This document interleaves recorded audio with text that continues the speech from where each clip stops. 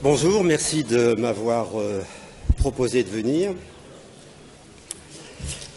Alors, le microbiote, c'est ce qu'on appelait au siècle dernier la flore intestinale, jusqu'au moment où on s'est aperçu que tout compte fait, dans l'intestin, il n'y avait pas beaucoup de fleurs.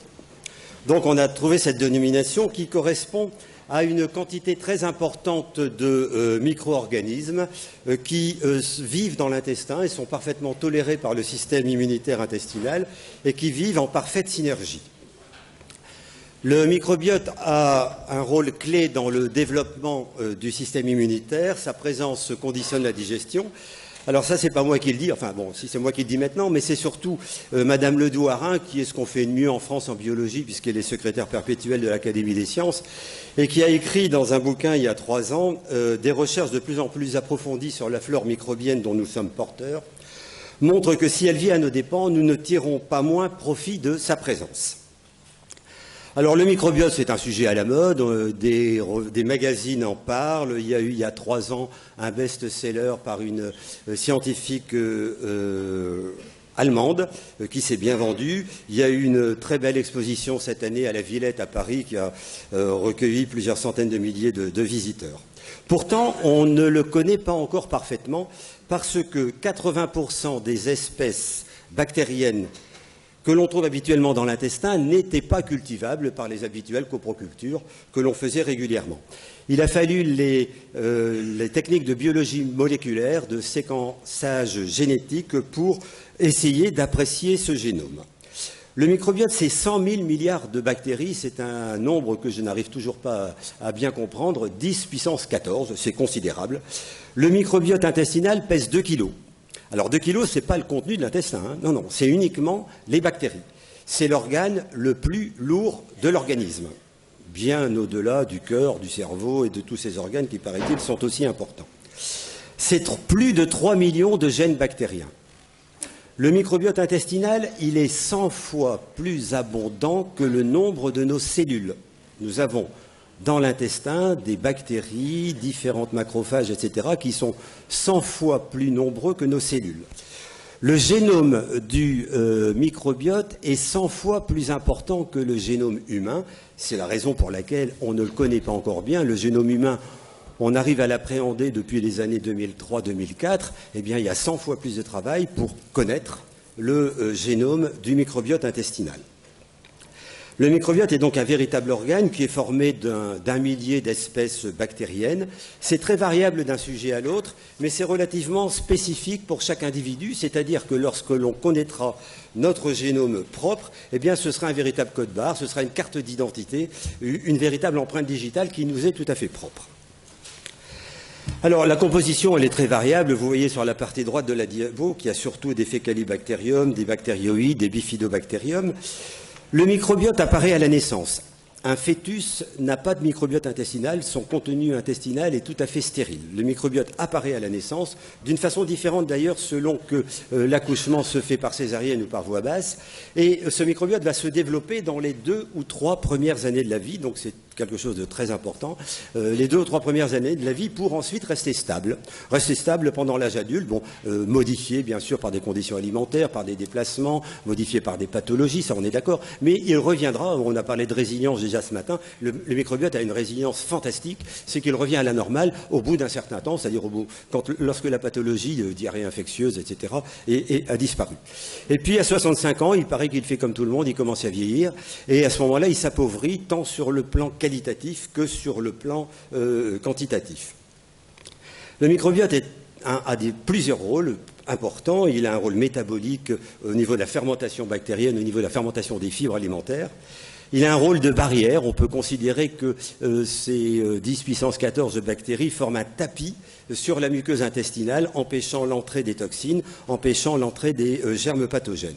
Il a un rôle de défense du système immunitaire intestinal et il a un rôle de maintenance et de maturité du tube digestif. Alors bien sûr, ce microbiote intervient dans de nombreuses pathologies. Bon, les diarrhées infectieuses, c'est-à-dire qu'on a un germe extérieur qui vient contaminer l'intestin et qui est responsable de pathologies. Les diarrhées liées aux antibiotiques, où là, les antibiotiques viennent détruire certains germes. Enfin bon, quand on donne des antibiotiques, c'est qu'on a une raison, on a des germes à détruire, mais dans l'intestin, ça en détruit beaucoup. Et surtout, ça sélectionne des germes avec parfois apparition, enfin pas apparition, mais développement d'un germe particulier qui est le Clostridium difficile, on en reparlera. Il intervient dans la maladie cœliaque, certainement, le microbiote. Il intervient dans des maladies inflammatoires chroniques. Bon, alors il n'est pas responsable de ces maladies inflammatoires chroniques, mais par exemple, dans la maladie de Crohn, on s'aperçoit que tous les porteurs de maladie de Crohn ont un déficit en un germe très spécifique, qui est le Faecalibacterium prausnitzii. Est-ce la cause? Est-ce la conséquence? On ne sait pas encore, mais en tout cas, il y a des études considérables là-dessus. Dans les colopathie fonctionnelle, ce qu'on appelait avant colite spasmodique à tort, qu'on appelle aussi syndrome de l'intestin irritable, eh bien, on a une diversité microbienne qui est modifiée. Et puis, il y a des études toutes récentes, qu'on commence à connaître depuis 2 ans, mais si vous êtes abonné au Point, on en a parlé la semaine dernière, il y a peut-être dans l'intestin des cancéreux du côlon, bon, on savait qu'il y avait une fermentation particulière, mais il y a peut-être une bactérie qui pourrait en être responsable. Enfin, on en est au tout début, mais pourquoi pas? On connaît les gènes responsables de cancer, mais il y a peut-être une bactérie qui est responsable de ce cancer. Il faut y croire. Quand j'étais jeune et plein d'avenir, on traitait les ulcères de l'estomac avec des tranquillisants et on les rendait impuissants et voilà. Enfin, c'était comme ça, c'est ce qu'il fallait faire. Puis maintenant, on sait que les ulcères, ça se traite pas. C'est lié à une bactérie, l'Helicobacter pylori, et on traite ça par des antibiotiques et ça marche très bien. Eh bien, peut-être que pour certains cancers, ce sera pareil. Mais le microbiote intestinal intervient aussi dans des pathologies non digestives, comme l'obésité. Les obèses ont un déficit en une bactérie qui s'appelle Akkermansia municiphala. Et les Belges, à 100 km d'ici, à Louvain, eh bien, sont les pionniers dans cette histoire-là. Et ils se sont aperçus, par exemple, que d'injecter le microbiote d'un obèse à une souris axénique, c'est-à-dire axénique germe-free, qui n'a pas de microbiote, enfin qui a un microbiote stérile, qui n'a pas de germe dans l'intestin, eh bien cette souris devient obèse. Voilà. Alors on pourrait envisager l'inverse. On pourrait envisager d'utiliser le microbiote de quelqu'un qui est maigre. Vous savez, ce sont ces gens, ils peuvent manger tout ce qu'ils veulent, ils grossissent pas du tout. Moi, je vois un pot de crème fraîche, je prends 1 kilo. Bon, eh bien voilà. Il y a peut-être quelque chose qui est en rapport avec le microbiote. En tout cas, c'est sérieux. Et les Belges y travaillent beaucoup, mais je vous en reparlerai encore après. Et puis, il y a des pathologies. Alors le diabète, oui, pardon. Le diabète, il y a une diversité microbienne qui est différente. Diabète de type 2, diabète de l'obèse aussi. Et puis il y a d'autres maladies, on se demande ce que vient faire le microbiote dedans, mais en tout cas il intervient. Par exemple des allergies, l'eczéma atopique du nourrisson, eh bien c'est les nourrissons qui font ça ont un microbiote particulier. Voilà. Alors on en est là pour l'instant de la connaissance, mais vous imaginez bien toutes les recherches qu'on peut faire. Et puis il y a même des maladies comme le Parkinson, comme l'autisme, on en parle depuis 2010. Alors évidemment, l'autisme n'est pas lié à un problème intestinal. Tous les 3 mois dans le journal, on va guérir par une bactérie. Non, c'est pas ça. Mais c'est peut-être un des facteurs de l'autisme. L'autisme est une pathologie multifactorielle. Et puis j'ai osé mettre sur cette diapo ce qu'il ne faut jamais faire, c'est etc. Vous n'avez pas le droit, etc. Il faut tout vous dire. Bien, moi je mets etc. parce que je suis persuadé que dans quelques années, eh bien, on va pouvoir compléter cette diapositive qui n'est pas exhaustive. Voilà. Alors, le microbiote est modifié par l'activité sportive. Eh bien oui, il est modifié, mais cette connaissance est récente. Ce sont des Japonais qui, il n'y a pas plus que 11 ans, ont soumis des rats à une activité physique et ils les ont comparés à des rats qui ne faisaient rien. Eh bien, on s'est aperçu que les premiers avaient une diversité microbienne plus importante et qu'ils éliminaient davantage de butyrate dans les selles. Le butyrate est un acide gras à chaîne courte qui est facilité par la fermentation des bactéries. Donc il y a une hyperactivité bactérienne en cas de sport. Alors à partir des rats, on est passé à l'homme en Irlande, on aime bien le rugby. Les Irlandais ont comparé 40 rugbymen à 46 sédentaires, moitié obèses, moitié non obèses. Et là aussi, ils ont retrouvé les mêmes choses, c'est-à-dire une diversité microbienne modifiée avec un rapport différent dans les différentes bactéries et des métabolites fécaux qui étaient éliminés en quantité plus importante, ce qui témoigne d'un métabolisme plus important en cas d'activité sportive. En Italie, il y a 2 ans, on a soumis les femmes à 3 heures par semaine de travail avec un exercice, de sport d'ailleurs, un exercice à niveau élevé, et on a trouvé une élévation de certaines bactéries qui manquaient par exemple chez les obèses. Dirk a montré en 2018 un ratio firmicute bactérioïde qui est corrélé au débit d'oxygène. Ah, il y a peut-être une relation. Et la première étude contrôlée entre microbiote intestinal et exercice physique est toute récente, elle date de l'année dernière. Il a été comparé des adultes sédentaires à des obèses qui étaient soumis à un exercice physique, une demi-heure à 1 heure, 3 fois par semaine, avec un contrôle alimentaire strict, c'est-à-dire que l'alimentation ne venait pas modifier le contenu du microbiote. Eh bien, on s'est aperçu qu'il y avait chez ceux qui faisaient du sport, même obèses, une modification de la diversité microbienne, mais que ceci était temporaire et que ça s'arrêtait après la fin de l'exercice physique, comme ce qui se passe sur le plan musculaire ou sur le plan général. Alors, je pourrais vous parler de dizaines, au pluriel, oui, largement, de dizaines d'études chez des rugbymen, chez des cyclistes, chez des soldats, des skieurs de fond, des marathoniens, des triathlètes, des yachtmen. Il y a trois auteurs qui ont essayé de faire en 2018 et au début de cette année des méta-analyses, c'est-à-dire qu'ils ont mis toutes ces analyses ensemble, et puis tous ces articles, et puis ils ont essayé de voir ce qu'ils pouvaient en tirer, mais ça ne marche pas. Ces méta-analyses ne sont pas possibles parce que les exercices physiques sont différents, l'âge des athlètes est différent, la diététique, le statut corporel, bref, des études qui ne sont pas reproductibles. Donc, ce qu'on a, ce n'est pas très précis, mais ce qu'on peut quand même dire, c'est que le microbiote est modifié par l'activité sportive et qu'il impacte très certainement la performance et l'endurance. Alors, on a essayé de comprendre pourquoi il y avait une relation.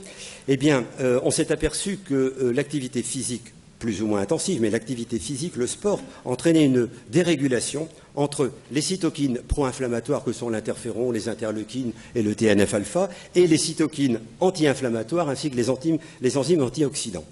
On a fait une étude chez 73 soldats qui, pendant 4 jours, faisaient du ski de fond de façon intensive. Et on s'est aperçu que ces gens-là avaient une perméabilité intestinale élevée. C'est-à-dire qu'ils avaient une diminution de ce rôle, de cette fonction de protection de la muqueuse, de ce tapis dont je parlais tout à l'heure. Ce qui fait que cette perméabilité augmentée permettait l'entrée des bactéries dans la circulation sanguine.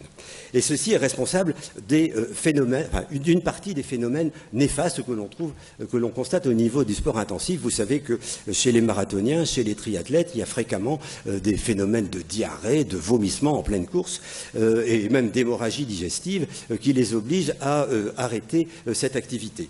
Alors jusqu'ici, on avait l'hypothèse vasculaire pour l'expliquer, c'est-à-dire qu'il y avait une réduction du flux vasculaire splanchnique abdominal au profit du flux musculaire.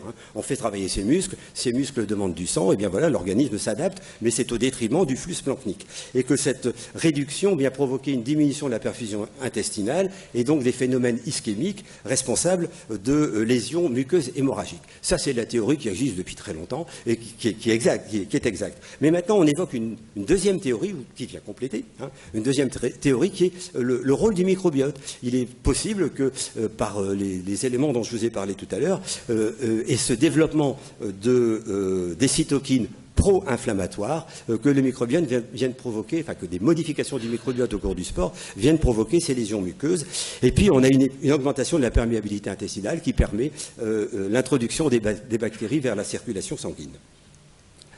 Ce qui fait que se pose la question que vous vous posez certainement, est-ce qu'on peut intervenir sur les performances du sportif par l'intermédiaire du microbiote? Alors, comment intervenir sur le microbiote? Alors, il faut vous le mettre dans la situation du jardinier du stade Pierre-Mauroy mercredi soir après la défaite contre l'Ajax. Tout le monde est déçu, lui il est déçu aussi, mais il est surtout déçu par la pelouse qui est en mauvais état. Et cette pelouse, il doit la remettre en place rapidement parce que ce soir, samedi soir, il y a un match. Il fallait qu'il se dépêche. Il y a 3 possibilités. La première possibilité, c'est d'y mettre de l'engrais de façon à stimuler la pelouse. La deuxième possibilité, c'est de semer parce qu'il y a des trous, notamment dans la surface de réparation. Et la troisième possibilité, et ça c'est déjà fait à Pierre-Mauroy, c'est de remplacer la pelouse carrément. Voilà. Ces 3 moyens, eh bien, on va les retrouver pour la manière d'intervenir sur le microbiote. Mettre de l'engrais, eh bien, c'est donner des prébiotiques qui sont des fibres alimentaires en principe naturelles. Semer, c'est apporter des éléments, des micro-organismes nouveaux, ce sont les probiotiques. Et remplacer la pelouse, eh bien, c'est la transplantation fécale. Alors voyons ces différents items. Les prébiotiques. Les prébiotiques sont des fibres végétales alimentaires.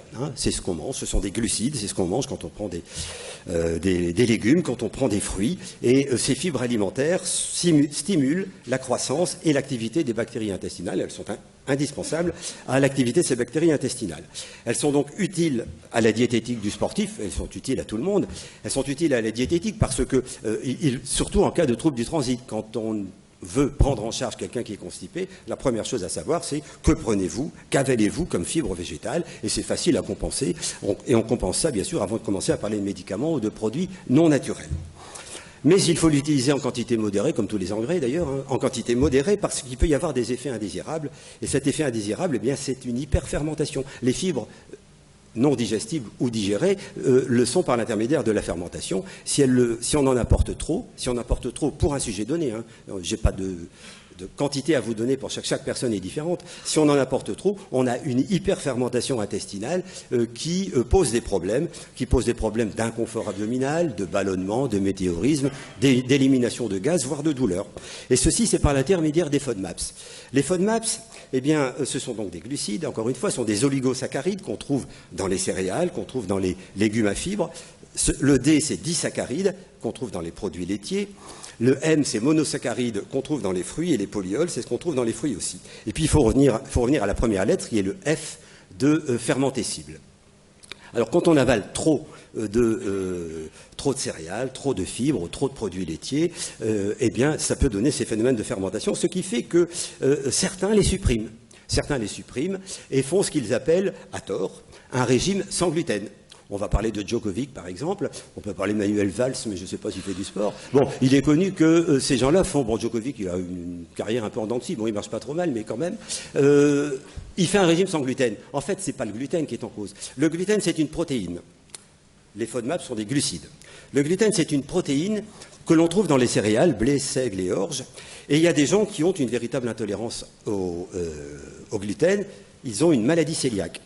Cette maladie cœliaque, c'est quelque chose qui est très précis, qui doit être attesté par une biopsie duodénale qui permet de mettre en évidence une atrophie des villosités intestinales, c'est-à-dire qu'au lieu d'avoir des villosités importantes, elles sont très diminuées, donc la surface de contact avec les aliments est diminuée. Donc on a une malabsorption intestinale, avec toutes les complications que ça provoque. Donc la maladie cœliaque doit être attestée, la véritable intolérance au gluten, doit être attestée par une biopsie duodénale qui met en évidence une atrophie des villosités intestinales et par la mise en évidence dans le sang d'anticorps anti-transglutaminase. Les gens qui ont ça ont une maladie cœliaque, il n'y a pas de traitement, il n'y a pas de médicament, il leur suffit de ne pas manger de gluten, c'est-à-dire d'enlever de leur alimentation tout ce qui est à base de blé, de seigle et d'orge, et un degré moindre d'avoine. C'est un problème, hein, parce que la farine, il y en a partout, hein, il y a dans les pains, les pâtisseries, les pizzas, les plats préparés, etc. Bon, c'est pas simple, mais à condition de manger naturel et de faire sa cuisine soi-même, on y arrive, et à ce moment-là, on est normal. On est normal, c'est-à-dire qu'on aura une vie tout à fait normale, une diététique mise à part, un régime mis à part. Sinon, ils font une malabsorption avec toutes les carences possibles. Ils ont des maladies auto-immunes et ils ont un potentiel de cancer divers plus important. Bon, ça c'est la maladie cœliaque. Ça, ce sont les gens qui ont vraiment besoin d'un régime strict, définitif, à vie, sans gluten. Par contre, les autres, eh bien, c'est un régime sans FODMAPs. Bon, quand on a des phénomènes de fermentation intestinale, eh bien, il faut les réduire. On n'est pas obligé de les supprimer complètement, mais il faut les réduire. C'est tout simple. Alors, est-ce qu'on peut le conseiller à tout le monde ? Je crois qu'il faut quand même manger dans la mesure du possible quelques fibres, ne serait-ce que pour avoir un transit intestinal normal. Mais si on se sent mieux, je reparle du Tedisman de tout à l'heure, si on se sent mieux en n'en prenant pas, eh bien pourquoi pas. Seulement il faut savoir qu'on se prive d'apports minéraux et d'apports vitaminiques qu'il faut à ce moment-là prendre en considération. Les probiotiques. Les probiotiques, c'est semer quelque chose. Hein. Bien. Les probiotiques, la définition, elle date de la décennie dernière. C'est une définition de l'OMS. Ce sont des micro-organismes vivants qui, lorsqu'ils sont consommés en quantité suffisante, améliorent la santé de l'hôte, de celui qui les reçoit, en ayant une action équilibrante sur la flore intestinale. Bien. Les probiotiques, il y en a de nombreuses souches. Il y a des lactobacillus, des bifidobacterium, des Saccharomyces, des Escherichia coli, il y en a beaucoup d'autres encore. Les probiotiques sont donnés sous forme de médicaments parce qu'il y a une AMM, mais ils sont donnés aussi sous forme de compléments alimentaires. Certaines présentations ont une seule souche, d'autres en ont plusieurs. Les probiotiques agissent en renforçant la barrière muqueuse intestinale, en stimulant l'activité cellulaire, c'est-à-dire en régulant les cytokines, la production d'immunoglobulines, la production d'acides gras à chaîne courte. Attention aux publicités, j'ai envie de dire. Les effets démontrés d'un probiotique ne peuvent pas être extrapolés à tous. on ne peut pas généraliser les résultats d'une étude précise. Tout peut être dépendant d'une souche. L'idéal sera de pouvoir donner un probiotique à quelqu'un qui a un génome précis. Voilà. Pour l'instant, on donne des probiotiques au hasard, parce qu'on ne sait pas, on essaye, voilà, mais on les donne à tout le monde. Or, nous avons tous des microbiotes différents. Quand on connaîtra notre génome, je ne sais pas quand on connaîtra le génome de notre microbiote, eh bien, on peut faire confiance au laboratoire, ils vont nous trouver pour le A1, le B14 ou le C18, quel est le probiotique adapté. C'est ça l'avenir, on y arrivera. Ce n'est pas parce qu'un produit modifie le microbiote qu'il a une action thérapeutique. Hein. Attention à ça. Il y a eu beaucoup d'assertions fausses. On l'a vu avec le marketing des yaourts. Beaucoup de communications non scientifiques véhiculent des idées dépourvues de preuves. Attention aux allégations commerciales. Tous les gagnants de la loterie nationale ont acheté un billet. Hein. Bon, attention à ça. Alors, probiotiques et sport, bien sûr. Probiotiques et sport, l'étude, vous voyez, elle est toute récente, 2019, c'est une étude multicentrique avec des Brésiliens, avec des Australiens. Une étude intéressante, et il semble que l'utilisation de probiotiques puisse améliorer, d'une part, les performances athlétiques, d'autre part, la récupération après exercice. C'est donc intéressant. Pour cela, il faut utiliser des probiotiques à multisouches, ou alors plusieurs probiotiques, et pendant une longue durée. Ce n'est pas précis, mais pendant une longue durée. Cependant, les résultats ne sont pas concordants. Dans les études multicentriques, c'est souvent le cas. Ils ne sont pas concordants, sont même parfois contradictoires, et ils sont parfois difficiles à reproduire. Et puis en plus, on n'a pas de critères biologiques, on ne teste pas le microbiote avant et après, puisqu'on ne peut pas le connaître encore de façon précise, on n'a pas de test biologique pour tester l'efficacité, pour l'affirmer, et puis on se contente de tenir compte de critères tout à fait subjectifs. Oui, ça va mieux, non, ça ne va pas mieux. Ce qui fait qu'il n'y a actuellement aucun consensus pour définir le probiotique qui apporte le meilleur effet ergogénique et la meilleure réponse aux agents pathogènes. Alors, faut-il prescrire des probiotiques pour améliorer les performances sportives? Moi, j'ai envie de dire peut-être. Lesquels? J'en sais rien, personne ne le sait. À quelle posologie? Forte. C'est pas précis. Pendant combien de temps? Un certain temps. Si, voilà. Est-ce qu'on peut le donner à tous? En principe, oui. En principe, oui, les probiotiques doivent être anodins, cependant ce sont des micro-organismes vivants et personnellement, je ne les conseillerais pas à quelqu'un qui est immunodéprimé. Est-ce qu'on peut prévenir les ennuis digestifs graves des marathoniens et des triathlètes avec des probiotiques? Certainement, ça je crois que c'est envisageable, mais seulement ça reste à valider et je dirais même que ça reste à définir.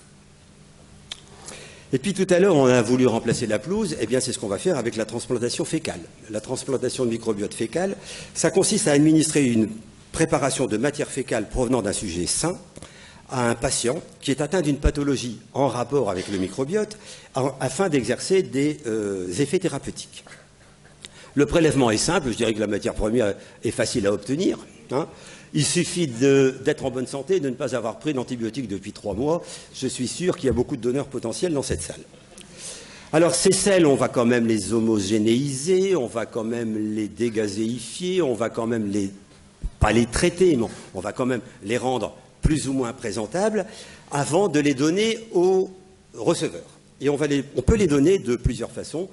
Soit par une sonde nasogéginale, c'est enfantin, on met une petite sonde très fine qui va passer par le nez, qui va descendre l'œsophage, l'estomac. On va essayer de passer l'estomac parce que sinon l'acidité gastrique risque de perturber, de modifier, voire même de le détruire, ce microbiote qu'on veut donner. Donc on va faire en sorte que la sonde passe dans le duodénum. Il suffit d'avoir un peu de patience, en une demi-heure, 1 heure, on y arrive.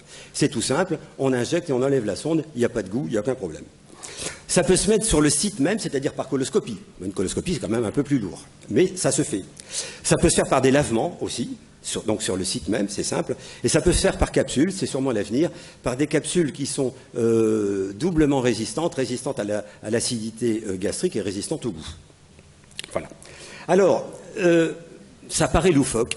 Ça paraît loufoque, c'est pas nouveau. Hein. Les Chinois au IVe siècle, après Jésus-Christ, mais ça ils le connaissaient pas, l'ont déjà utilisé. Et depuis, oui, je sais pas, 50, 60 ans, 1958, ça fait, oui, ça fait 60 ans déjà. Bon, eh bien, on s'est aperçu, enfin, il y a des gens qui ont essayé de faire des choses d'une façon non scientifique. Et les premiers travaux scientifique date de ce siècle, date des années 2000, où on s'est aperçu que ça pouvait avoir une efficacité dans les colites après antibiotiques. Le fait de donner des antibiotiques, c'est parfois indéniable, ça donne 10%, enfin dans 10% des cas, ça donne une diarrhée simple, mais dans certains cas, ça peut donner des diarrhées graves, voire gravissimes, et qui peuvent récidiver. Et ça a été essayé dans ce cas-là par une étude canadienne qui a commencé en 2012, et qui a été faite en double aveugle, randomisée, contre l'antibiotique de référence, qui est la vancomycine, que vous ne devez pas connaître parce que c'est à la pharmacie centrale des hôpitaux, qui est l'antibiotique de deuxième génération. On utilise d'abord le flagyl, le métronidazole, et puis s'il ne marche pas, on utilise la vancomycine qu'on va chercher à l'hôpital. Bon. Eh bien, donc on l'a étudié, on a fait cette étude en double aveugle, transplantation de matière fécale contre vancomycine. Eh bien, cette étude a été interrompue au bout d'1 an, tellement le résultat est extraordinaire. La transplantation fécale guérissait 90% des gens, alors que la vancomycine, c'était 25%. Et dans ces cas-là, on est en droit d'arrêter une étude randomisée et de considérer que c'est normal. Et c'est donc en 2013 que l'AMM a été donnée et que la transplantation de matière fécale de microbiote fécal, on va dire, a été considérée comme un médicament en France, dans beaucoup de pays, mais en France aussi. Alors, depuis ce temps-là, bien entendu, des études ont été mises en place dans d'autres pathologies. Je vous avais parlé de la maladie de Crohn, de la rectocolite hémorragique, dans l'obésité. Imaginez qu'on puisse prendre les selles de quelqu'un qui est maigre et les donner à quelqu'un qui est obèse, et ça pourrait réduire son obésité. Ce serait fantastique. Je ne sais pas si ça va marcher. En tout cas, c'est à l'étude. On pourra le faire aussi en autogreffe. Ça me paraît à moi extraordinaire. Il y a des gens qui subissent des traitements pour des pathologies cancéreuses ou autres. Ils vont avoir une radiothérapie abdominale. Ils vont avoir une chimiothérapie qui vont leur bousiller complètement leur intestin. Ils font tous de la diarrhée à ce moment-là. Pourquoi? Parce que leur microbiote est altéré, voire détruit. Eh bien, avant de faire ce traitement, c'est pas compliqué. Il suffit de prendre une selle. On a le temps. La veille, j'ai envie de dire, s'il faut. Eh bien, on va leur prendre leur selle. On va faire tout le traitement nécessaire. On va les guérir. Enfin, en tout cas, on va faire le traitement de leur cancer, de leur pathologie qui nécessite radiochimiothérapie. Et puis, quand c'est fini, eh bien, on va leur réinstiller leur microbiote. Voilà. Ça, c'est l'autotransfusion. Si on peut faire ça, vraiment, c'est tout simple. Alors, est-ce qu'on pourrait utiliser la transplantation de matière fécale pour améliorer les performances sportives? C'est une question qu'on peut se poser. Il y en a qui se l'ont posée déjà et qui ont essayé à titre personnel. Ça n'a aucune valeur scientifique, mais enfin, pourquoi est-ce que ça ne se ferait pas? Et d'ailleurs, on commence à se dire, est-ce que la transplantation fécale ne serait pas le dopage du futur? Ça, c'est pas moi qui l'ai inventé. J'ai trouvé ça dans un journal sportif à grand tirage qui s'appelle L'Équipe. On pourrait par conséquent envisager que de prendre dimanche dernier les selles de Nadal pour aller les donner à des tennismen français qui n'ont pas brillé pendant la Coupe Davis. On pourrait envisager aussi à un entraîneur d'une équipe de foot ou de n'importe quoi, dire à un joueur qui ne marche pas, écoute, ne reste pas dans ta merde, prends plutôt celle d'un tel qui lui est en pleine bourre actuellement. Je fais exprès de vous faire rire, mais parce que je pense que ça va marcher. Moi, je suis persuadé que ça va marcher. Alors, ce qu'il faudrait retenir, c'est que le microbiote intestinal est modifié par l'activité physique, c'est qu'il intervient dans la genèse des troubles digestifs liés à certains sports intensifs, que les probiotiques peuvent améliorer les performances, peuvent améliorer la récupération, mais que leur utilisation est pour l'instant encore empirique et n'est pas encore totalement évaluée. Elle le sera lorsqu'on disposera du génome du microbiote et qu'on pourra à ce moment-là apporter un probiotique spécifique à un microbiote spécifique. Et la transplantation fécale sera peut-être intéressante. Alors, sans vouloir paraphraser André Malraux, je voudrais dire que le XXIe siècle sera le siècle du microbiote. J'ai été sensible à votre attention et je vous en remercie.